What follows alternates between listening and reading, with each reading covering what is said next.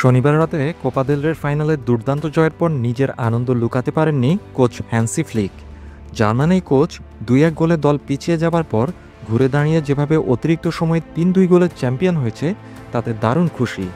Coach এই দলের লড়াকু মানসিকতা নিয়ে ভীষণ গর্ব অনুভব করেছেন। হ্যান্সি ফ্লিক বলেছেন, আমি আমার এই দল নিয়ে খুশি, কারণ তারা কঠিন পরিশ্রম করেছে।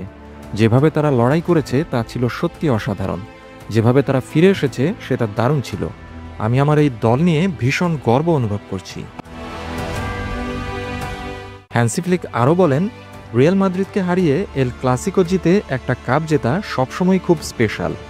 আমি আমার খেলোয়াড়দের নিয়ে খুশি এবং যে ২৬,০০০ বার্সেলোনা ভক্ত স্টেডিয়ামে খেলা দেখতে এসেছিল তাদের জন্য ভীষণ খুশি হয়েছি।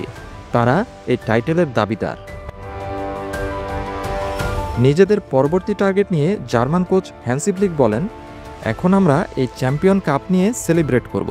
তবে আমাদের উদ্দেশ্য থাকবে এখন এর থেকে রিকভার এবং শুধুই রিকভার করা। ট্রেবল জেতার সুযোগ অবশ্যই আছে, তবে আমাদের এর জন্য কঠোর পরিশ্রম করতে হবে।